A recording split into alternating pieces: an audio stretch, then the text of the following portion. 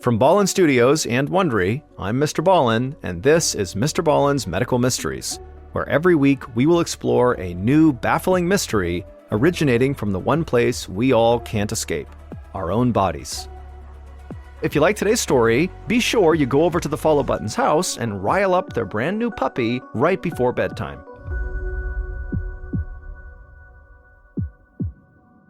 This episode is called Family Ties. Dr. Bill Linder groaned as he dragged a suitcase up the stairs of his house in Columbus, Ohio. It was June of 1990, and the 43-year-old doctor had just returned from a family trip to Israel with his 2 teenage daughters. The vacation had gone smoothly until one of their relatives got seriously ill. Bill's wife stayed behind to care for their family member while Bill and the kids returned back home. As he struggled to get his heavy luggage up each step, Bill could hear his daughters, 15-year-old Jocelyn and 16-year-old Hillary, running down to the basement to watch a movie. He couldn't believe they could keep their eyes open. After a 2-week trip, an international flight, and a long drive home from the airport, he felt exhausted. When he finally reached the upper landing, Bill headed straight to his room and collapsed into bed. But as soon as he took off his socks, he noticed his ankles looked swollen. Bill wondered if he'd accidentally injured his ankles by walking too much on vacation, but when he felt around the joints for sore spots, they didn't hurt. So Bill figured the swelling must be a result of too much sitting during the long international flight. Bill stood up and walked into his bathroom and grabbed a bottle of diuretic pills out of his medicine cabinet. He took one, hoping it might reduce the fluid buildup in his body.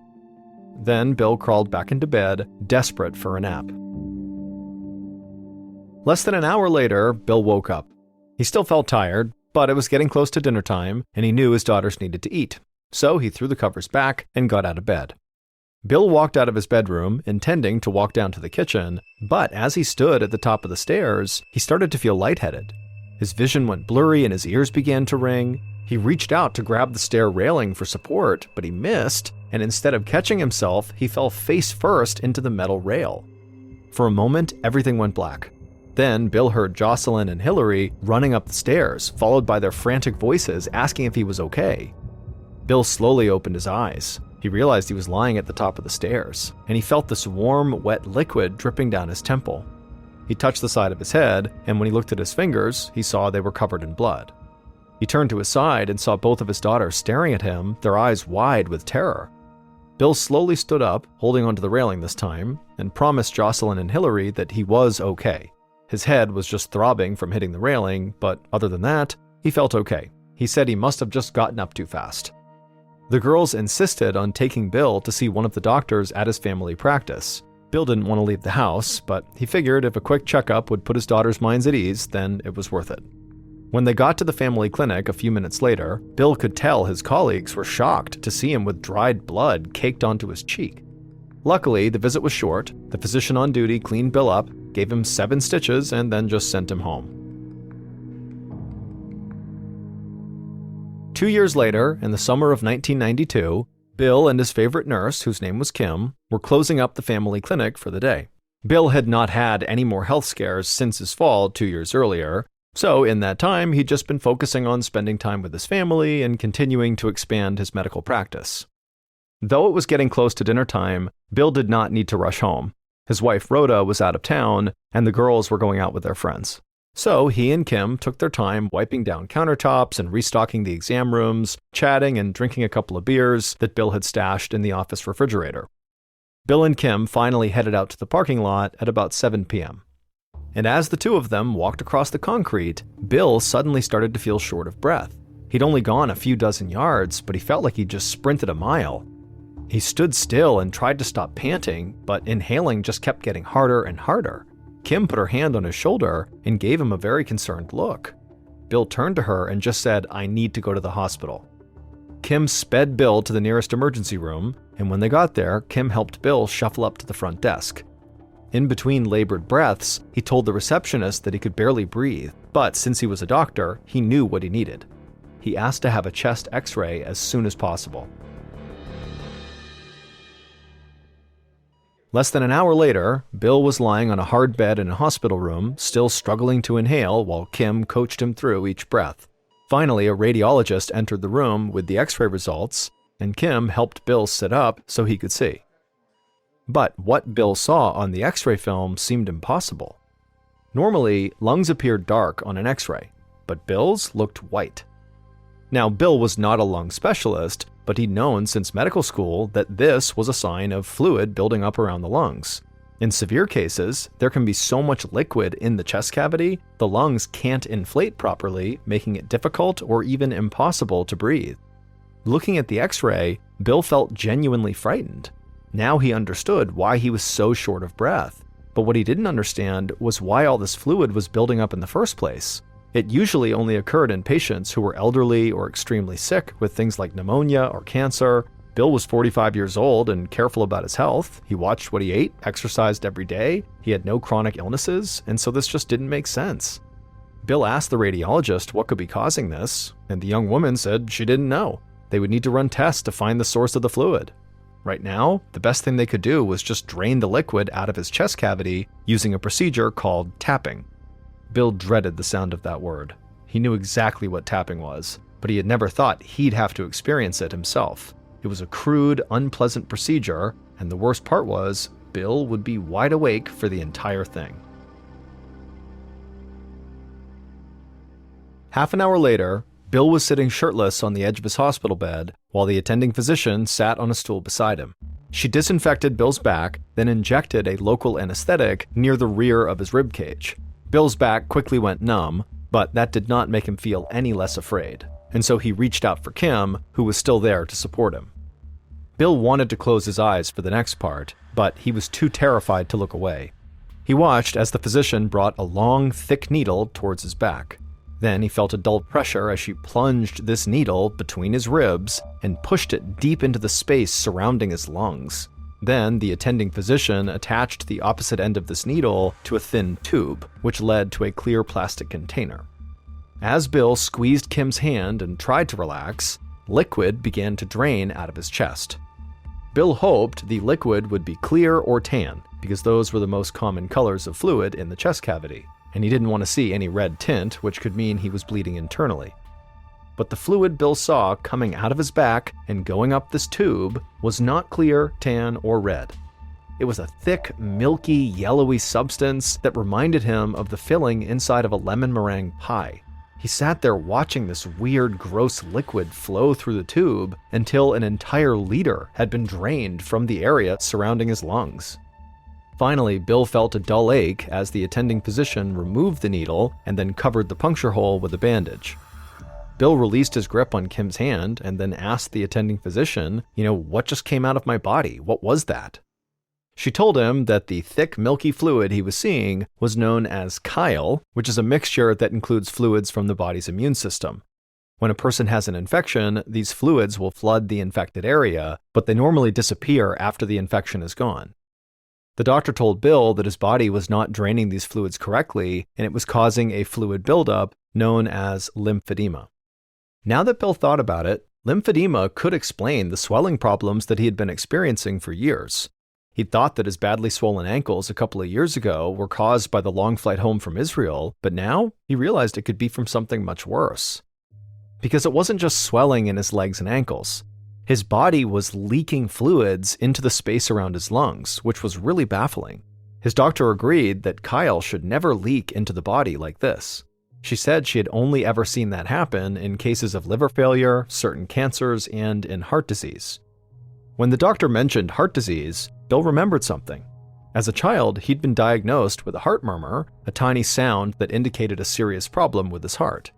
Bill had undergone open heart surgery to correct the murmur when he was just 12 years old.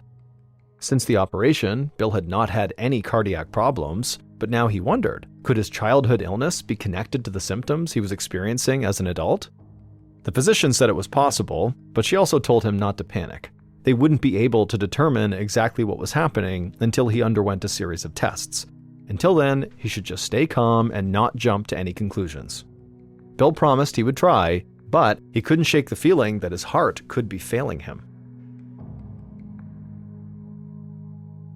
Over a year later, in 1994, Bill held onto his wife's arms as she slowly lowered him into the bathtub inside their room at a Boston hotel where they had been staying for months. They were visiting the doctors who had treated Bill's heart as a child, plus many more specialists throughout the city. They were hoping to find someone who'd be able to make sense of Bill's bizarre symptoms. While Bill's wife, Rhoda, scrubbed his aching back with a sponge, Bill thought about all the tests he'd undergone. Multiple cardiologists had examined his heart, and they had all said the same thing, that it was functioning totally normally. So whatever was happening to him, it couldn't have anything to do with his heart or with the surgery he'd undergone as a child. There was also nothing wrong with his kidneys or his liver or his immune system. What's more, he didn't appear to have cancer. Based on the test results, Bill should have been perfectly healthy. But he wasn't. The space around his lungs continued to fill with chyle, making every breath a struggle. His back was scarred from repeated tapping procedures to drain the fluid. Bill looked down at his stomach, which had become round and hard as a rock. This was a relatively new symptom, but it bothered him the most. Doctors told him that his stomach, his gut, was also filling up with chyle, which was even more worrisome than what was happening with his lungs. There were other alarming developments too. When Bill ate, the protein and fat in his food was not being processed correctly. Instead, it was leaking out of his intestines and mixing with his blood and other fluids. These were the ingredients in the chyle that kept building up inside of his body. As a doctor himself, Bill knew how serious this was. It meant that his body was not getting the nutrients it needed. With his wife's help, Bill climbed out of the bath, put on his pajamas, and got into bed. He closed his eyes, feeling absolutely miserable, and did his best to sleep. A few hours later, Bill woke up shivering and covered in sweat. He knew he must have a fever, so he shook his wife's shoulder to wake her up. Rhoda took one look at him and said they needed to go to the hospital right now. Bill held onto his wife as she helped him hobble out to the car, and then before he knew it, they were already at Brigham and Women's Hospital in Boston. Bill was too feverish and confused to check in, so he collapsed into a waiting room chair while his wife spoke with the receptionist. A few minutes later, a nurse brought Bill a wheelchair and wheeled him down the hall.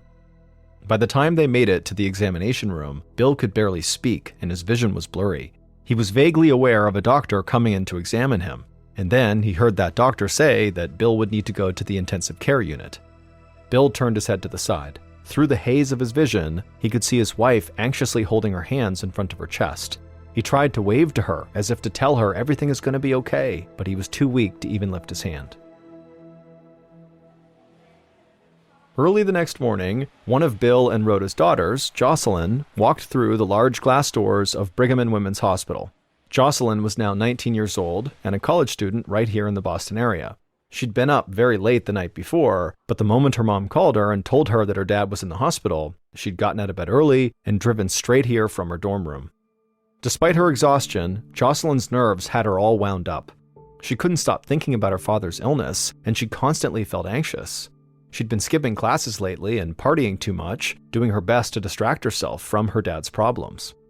When Jocelyn walked inside of her father's room, she saw her dad lying on the hospital bed with tubes coming out of his arms, and it made her feel even worse. He looked old and frail. She gave him a gentle hug and then sat down on the couch next to her mom and her older sister. Jocelyn's mother explained to her that her father had contracted a staph infection, which is a dangerous type of bacterial infection in the blood. He had likely gotten it during one of his many tests or fluid draining procedures. Jocelyn sighed. Her dad was already so sick, and this felt like one more health problem to add to the list. It felt like they were all just kind of waiting around powerlessly, praying for something to change. Just then, Jocelyn heard the door to the room creak open, and in walked her great-aunt, whose name was Joni. Joni lived in New York, and so the family did not see her much. But Joni skipped past the usual greetings, and instead she walked right up to Bill's hospital bed and held out a dusty 3-ring binder. Joni said she knew what was wrong with Bill. She said that she had seen all of his symptoms before in her own husband, Bill's uncle. All the proof was right here in the binder she had brought. Jocelyn nearly jumped out of her seat. Maybe Joni really was carrying the breakthrough the family had been hoping for. Jocelyn assumed her father would be excited too, but he immediately waved Joni off. He told her that the two cases were not similar at all, and so he didn't want to hear anything else about his Uncle Nathan. Confused, Jocelyn pulled her great-aunt out of the room and into the hallway and asked to look at the binder. Jocelyn realized these were her great-uncle's medical records. Nathan had died over 30 years earlier in 1961, and these documents detailed the illness that killed him. Jocelyn's great-uncle Nathan had suffered from lymphedema, or swelling, in his ankles, just like Jocelyn's father. Doctors also reported heavy chyle buildup in Nathan's chest and abdomen that needed to be drained repeatedly from his body. He'd even been diagnosed with a heart murmur. To Jocelyn, it did all sound very similar to her father's condition. When Jocelyn looked back up at her great-aunt, Joni seemed kind of apologetic. She said her husband Nathan had died a very long and painful death, and so she assumed that Bill refused to believe he might have the same condition because he couldn't bear to imagine dying the same way. Jocelyn nodded somberly, but inside, she was thinking that this information could be the key to actually helping her father. She told her great-aunt they needed to show these records to her father's doctors right away.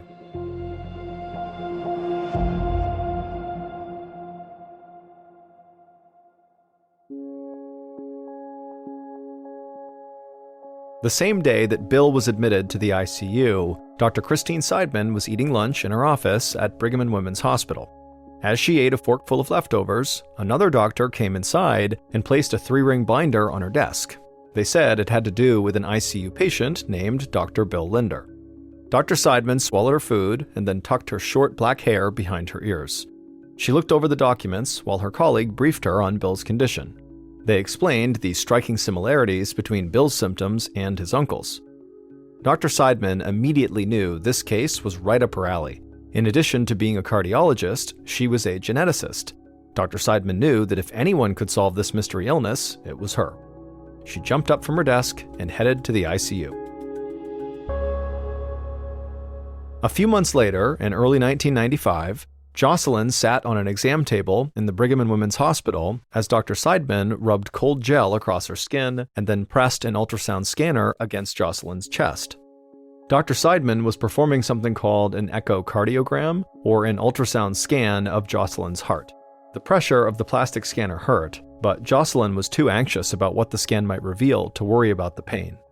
Ever since Dr. Seidman began looking into Bill's illness, she had been working closely with Jocelyn and the rest of the Linder family. Her goal was obviously to cure Bill, but to do that, she first had to identify his condition. She'd interviewed the Linder family and collected medical records going back generations. And she'd kept Jocelyn up to date on all her research, which was why Jocelyn knew how important this scan was. Dr. Seidman found that Jocelyn's father and great-uncle were not the only ones who suffered from this mystery illness. Jocelyn's great-grandmother, May, had had it too. The disease appeared to be hereditary, which meant it was getting passed down generation to generation. When Dr. Seidman had called Jocelyn in for this appointment, she explained that all 3 of Jocelyn's relatives who had dealt with this mystery illness, so her dad, great-uncle, and great-grandmother, had the same symptom first, a heart murmur. The doctors who had been treating Bill until now thought his childhood heart condition was totally irrelevant. But Dr. Seidman had discovered that it was actually the telltale sign of the mystery family disease. Jocelyn watched Dr. Seidman stare intently at the ultrasound screen. Then the doctor turned to Jocelyn, and with a pained expression on her face, she said Jocelyn did have a heart murmur. It was not a guarantee that Jocelyn would eventually develop the family disease, but there was now a very strong chance that she could. Jocelyn imagined her own body filling up with all that chyle the way her father's was, and tears began to well up in her eyes as she watched the black and white image of her heart beating on the screen. Normally, a heartbeat was a sign of life, but to Jocelyn, her heartbeat looked like a death sentence. Almost a year later, near the end of 1995, Bill sat inside of a room at the Ohio Doctors Hospital in Columbus. His condition had only gotten worse, and because doctors in Boston had not been able to help him, he and his wife Rhoda decided to go back home to Columbus. However, even though they were now closer to their house, Bill rarely spent a night in his own bed. He was almost always in one hospital or another. That day, Bill was hooked up to an IV that pumped vitamins and minerals into his bloodstream. His mystery illness had been stealing proteins and fats from his digestive system for almost 3 years, and so he now had to have this injection of nutrients twice a day in order to get the nutrients he needed. Bill looked down at his scab-covered arms from all the needles, his swollen ankles, and his huge, rounded stomach. He was in the worst shape of his life, physically and mentally. Bill knew that Dr. Seidman was trying to identify his illness and find a cure, and he had held out hope that she would. But now, he was just worried about the rest of his family. Dr. Seidman had told Bill that a total of 13 people in his family were likely to develop this disease, including both of his daughters. Now, Bill didn't only have to deal with his own horrible and confusing illness, he also had to deal with the knowledge that he might have passed it on to both of his kids. Suddenly, a knock on the door interrupted his thoughts, and a tall man with gray hair and a clean-shaven face entered. He introduced himself as Dr. Larry Lynn. Dr. Lynn sat down beside Bill's bed. He explained that he was a pulmonologist, or a lung expert, but more than that, he was obsessed with medical mysteries. He told Bill that he spent his free time digging through the hospital's records for inexplicable cases, and he'd happened upon Bill's file. Bill was skeptical. He asked Dr. Lynn how many medical mysteries he'd been able to actually solve so far, and with a smirk, Dr. Lynn replied, "Every single one."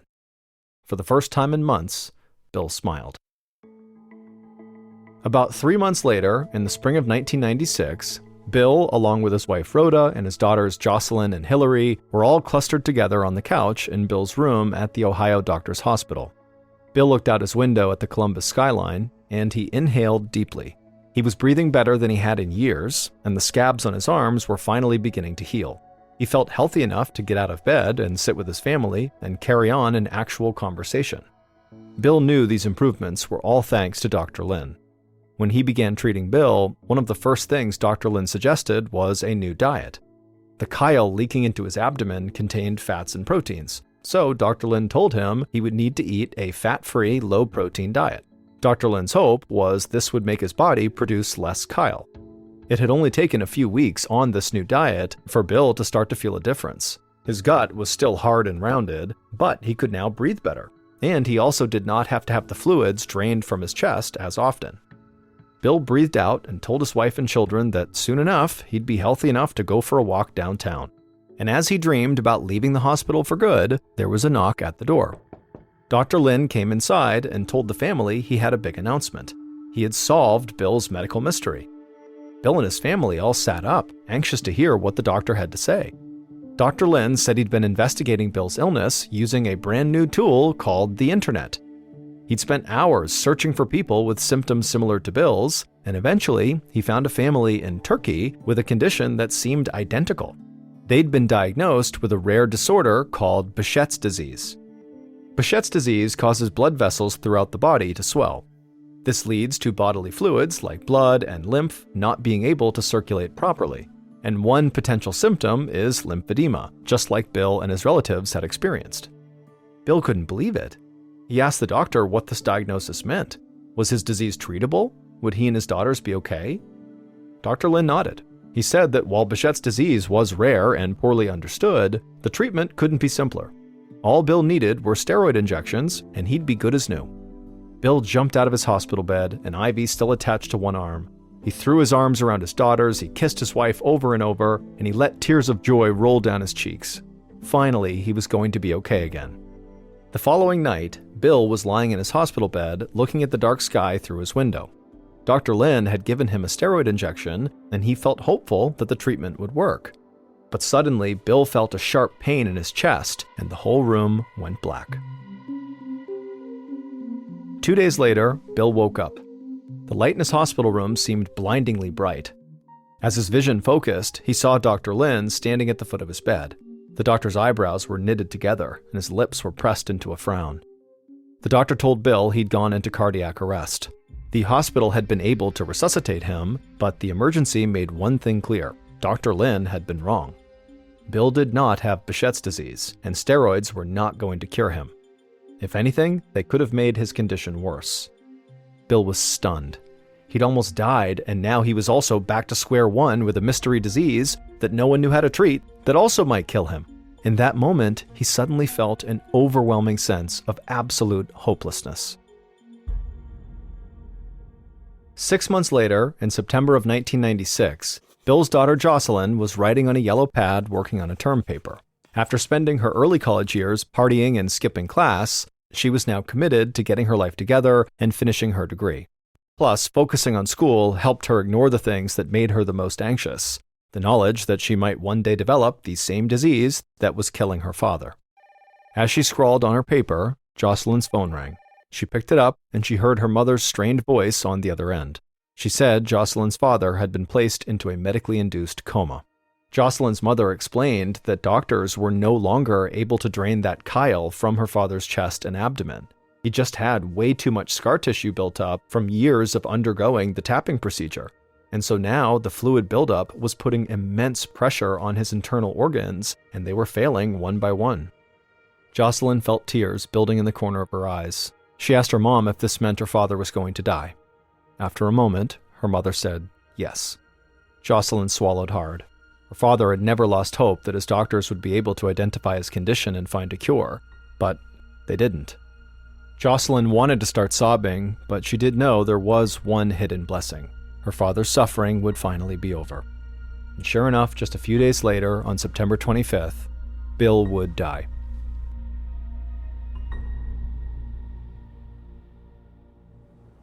Seven years later, in 2003, 28-year-old Jocelyn was walking towards the Golden Gate Bridge in San Francisco, California. After her father passed away in September of 1996, Jocelyn had moved far away to California, but the trauma of her father's slow, painful decline followed her wherever she went. She was acutely aware that she might meet the same fate.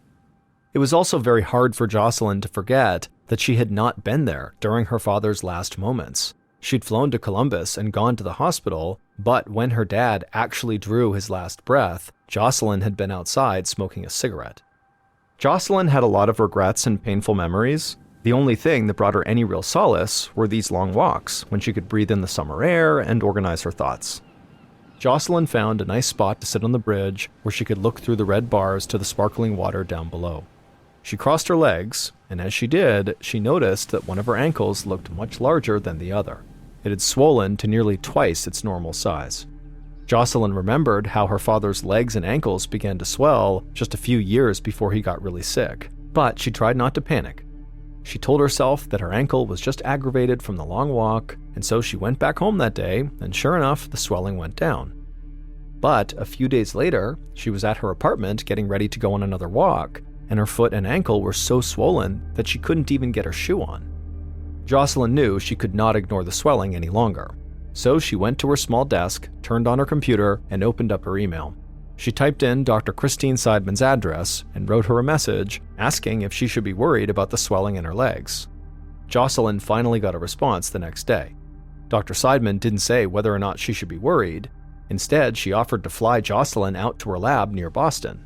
She said that in the 7 years since Jocelyn's father had passed away, she had not stopped researching her family's mystery illness, and she'd recently made a breakthrough that she wanted to tell Jocelyn about in person.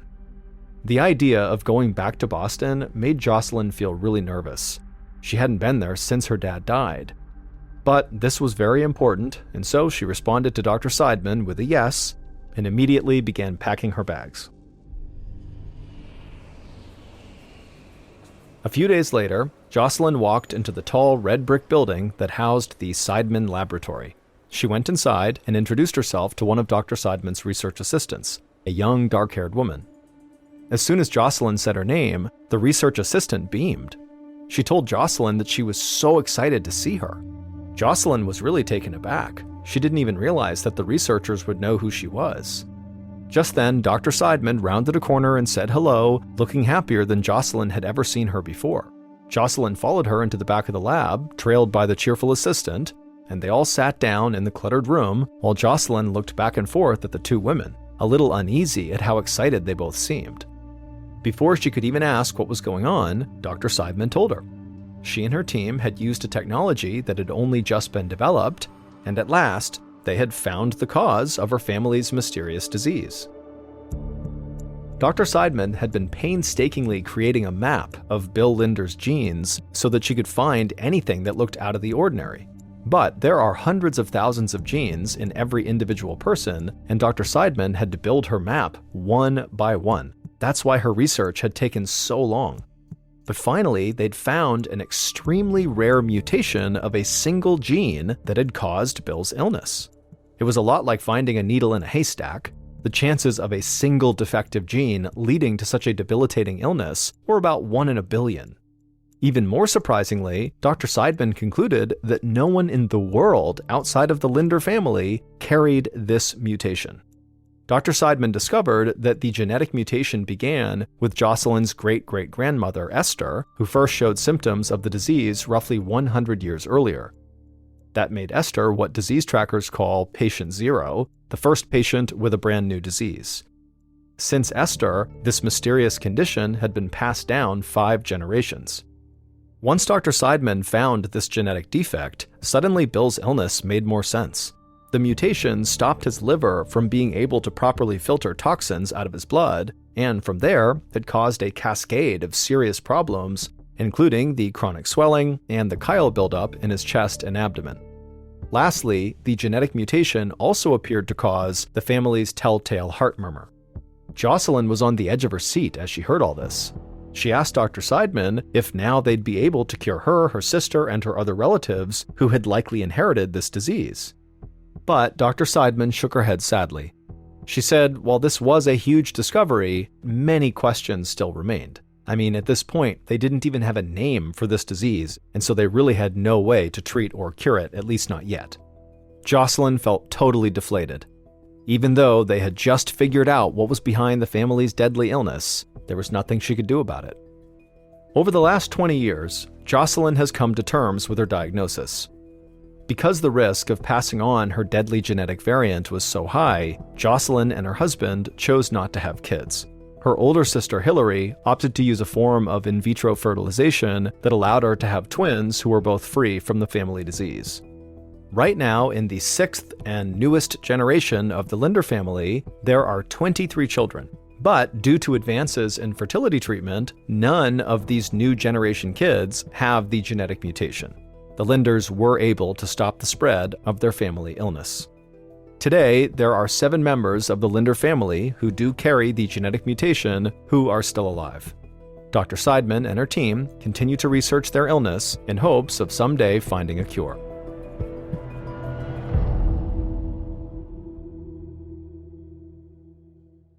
In January of 2015, a 27-year-old Texas man named George Pickering III suffered a massive stroke. He was immediately admitted to a hospital where he was put on life support, and then doctors delivered some bad news to his family. It would turn out George was brain dead, and they advised the family that realistically they should consider pulling George off of life support because it wasn't going to do him any good. George's family was totally devastated by this news. In fact, George's father was so upset he just left the hospital altogether. And so in his father's absence, George's mother and brother wound up talking to doctors and saying that yes, we are prepared to pull George off of life support. After they consented to have this done, they put George on an organ donor list and then began making funeral plans. When George's father came back to the hospital later that day and found out his family had consented to have George pulled from life support, he was furious. He did not believe his son was just totally brain dead and there was no hope. He felt like they should at least try to give him a little bit more time to potentially give them a signal that he was okay. But George's mother and brother told George's father that they had spoken to the doctors and there was just no hope. There was no reason to delay this process. It was time. But George's father was totally not having it. He stormed out of the room and he found the doctors and he demanded they keep his son on life support just a little bit longer. But the doctors told him there really is no reason to do that. And in fact, all you're doing is jeopardizing the people that need his organs, that are waiting for this organ transplant. And so really what we need to do is actually expedite taking him off of life support because that's the best thing to do right now. George's father was so upset, totally distraught. He ran back to his son's room. He laid over his son and he just held his hands and stared at him and just prayed that his son would give him some sign that he was actually not brain dead, but his son didn't. And before long, the doctors began filtering into the room to begin the procedure of removing his son from life support. And when they came in the room, George's father kind of snapped. He ran out of the room, he ran out of the hospital, he went out to his car and he got his gun and then ran back into the hospital, back into his son's room and aimed the gun at the doctors and ordered them to stop what they were doing and leave the room immediately. And so the doctors had not actually begun removing George from life support, so he's still on life support. And so once the doctors and everyone left the room, George's father walked over, he locked the door, and then for the next several hours, he just kept his gun aimed at the door as he laid over his son and just kept looking down in hopes that his son would give him some sign that he was not brain dead. And so finally, when the SWAT team arrived and was stacking up outside the door in the hallway, they began yelling into the room for George's father to put the gun down and let them come in. And George's father the whole time is just looking down at his son, hoping and praying that his son is just going to do something. And right as the SWAT team kicks in the door and comes into the room, George's father had reached down and grabbed his son's hand, and his son squeezed his hand back. And as soon as his father felt that, he dropped the gun and he surrendered peacefully to the SWAT team. And then the SWAT team put George's father on the ground, and as he's being detained, George's father is yelling for the doctors to come in the room. My son is okay. And sure enough, when the doctors came in the room, George was okay. He was moving his hand, his eyes were open, he was making good eye contact, and before long, he made a totally full recovery. He would later be told that had his father not stepped in when he did and bought him those extra few hours on life support, George would have died. As for George's father, he was ultimately sentenced to 10 months in prison for his aggravated assault with a deadly weapon, but he and the rest of his family think what he did was certainly worth going to prison for.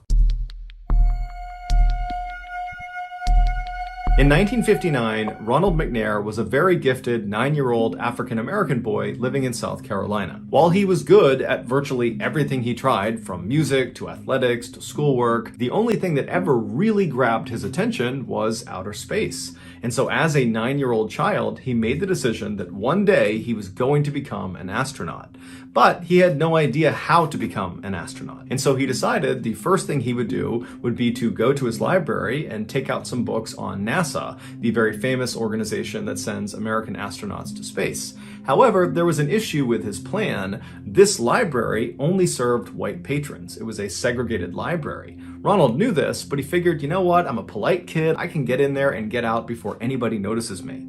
But as soon as he walked into that library, everybody in there, who were all white, just stared at Ronald. Ronald could feel it, but he just kept his head down and he walked through the library, he got to the science section, he grabbed a couple books he wanted, and then he walked back to the counter and he put them up, and he very politely asked the librarian, who was also white, if he could check these books out. And this librarian looks at him and says, "Young man, you better get out of here before I call the police." And Ronald, at this point, looks up at the librarian and thinks for a second, and then just hops up onto her counter and sits there and says, "Okay, I'll wait for the police." The librarian was totally outraged and would call the police and would call Ronald's mother. And before long, the police did show up, and it was two white guys. They come inside, and this librarian runs over to them, and she's talking to them, and she's pointing back over at Ronald, gesticulating that very clearly Ronald is the issue. That's why you've been called here. And the officers would be just totally annoyed by this librarian, and they would say to her, "Why don't you just let the kid take the books out?" And the librarian was totally offended at this and began defending her decision to call the police instead of letting him take the books out. And as she's defending herself, Ronald's mother comes running into the library. She runs over to her son to make sure he's okay, and then she looks up at the police officers and this librarian to try to figure out what's going on. And at this point, the police officers are just totally over it, and they turn to the librarian and they say, "You know what, you really ought to let him take the books out." And then the officers just turned around and left. The librarian was not about to just let him take the books. She was still very upset, and so she storms over to Ronald's mother and she says to her, "You shouldn't let your son come in here." And at this, Ronald's mother is looking at this librarian who's totally upset, and she looks down at her son who's got his head down, and then she notices the few books on the counter about space, and she was aware of Ronald's love for outer space, and she put together what had happened. And after thinking about it for a moment, she looks up at this librarian and she just says, "Well, since he's here already, can he take out those books? He'll take good care of them." The librarian is still totally furious, but knows this is a losing fight, and so very reluctantly, with a scowl on her face, she grabs the books and she jams them into Ronald's arms. And Ronald's mother nudges Ronald and says, "What do you say?" And Ronald, while holding all of his new books about NASA and space, looks up at the librarian and smiles and says, "Thank you, ma'am." And then he and his mom turn around and they leave. Ronald would go on to earn his PhD in physics from MIT, one of the most prestigious prestigious universities in the world, and after graduation, he was picked up by NASA to become an astronaut. And in 1984, Ronald went into outer space. He was actually the second African American to ever go into outer space. And while he was in orbit, apparently he played his saxophone for his crew. And then in 1986, Ronald was chosen again to go on another mission to outer space, but tragically, 73 seconds after takeoff, their space shuttle, the Challenger, exploded, killing Ronald and the 6 other astronauts on board. Following his death, the library in South Carolina that had tried to turn Ronald away for his skin color renamed themselves the Ronald McNair Life History Center. The United States formally entered World War II in December of 1941 following the surprise attack on Pearl Harbor in Hawaii by the Japanese. Roughly 6 months later, a 21-year-old Alabama native named Henry Irwin joined the Army Reserve. After nearly 2 years of additional military training, Henry was made into a radio operator and was assigned to a B-29 bomber. A B-29 bomber is this huge aircraft whose sole purpose is to drop bombs. And so in February of 1945, Henry and his B-29 bomber unit were sent to the Pacific to do just that, drop bombs on the Japanese. 2 months after arriving, Henry's B-29 was tasked with being the lead bomber in a group attack on a Japanese chemical facility located about 125 miles north of Tokyo. Aside from just operating his radio inside of the B-29, occasionally Henry's job was to organize the other planes in the attack when their B-29 was the lead attacker. And so the way he would do this was by dropping a series of smoke bombs out of his plane, and then once they touched the ground and all the smoke was coming up, he would hop on his radio and communicate with the other pilots in his sortie and tell them to organize themselves off of this visual reference point on the ground. He would basically have them fly to certain positions relative to the smoke cloud. And so once all the pilots had been organized into proper formation, they would continue to their target and commence their bombing raid. For this mission, Henry was in his typical position right behind the front turret gun towards the front of the plane. When his pilot told him to start dropping smoke bombs, Henry did as he was told. And so he pulled the lever, which opened up a chute on the bottom of the plane, and all these smoke bombs began tumbling out of it. Now, as soon as he pulled that lever, all of these smoke bombs that were in that particular chute were ignited. They were on a timed fuse, and so they would tumble out of the plane, and then before hitting the ground, they would ignite, and then smoke would start billowing out of them. But for some reason, after he pulled that lever, a couple of the smoke bombs fell out of the chute, but one of them kind of got turned around, and as it tumbled down, it kind of caught itself on the lip and bounced back up into the plane, and it struck Henry square in the face, shattering his nose, and then it ignited and literally lit Henry's face on fire, which instantly blinded him. Smoke bombs are not considered lethal devices because they do not explode the way typical bombs do. However, make no mistake about it, you would not want to be near a military-grade smoke bomb when it went off. In order for it to emit that very thick and long-lasting smoke that it does, the smoke bomb ignites a chemical fire within itself that burns extremely hot. And so when the smoke bomb came back inside the plane and ignited right in front of Henry, those chemicals landed on his face, and so that's why he caught on fire. And if that wasn't bad enough, the smoke bomb also filled the plane completely with smoke, making it impossible for the pilots to see anything. Despite his burning, shattered face, all Henry could think about was if he didn't get this smoke bomb off the plane in the next few seconds, they were all going to crash and die. So instead of trying to put out his burning face, Henry began feeling around on the ground for the smoke bomb, which again is basically like a fireball, and when he found it, he pulled it into his chest, trying to smother it as best as he could. And while his body completely engulfed in flames, Henry began low-crawling his way towards the front of the plane, where he knew just by touch there was going to be a window.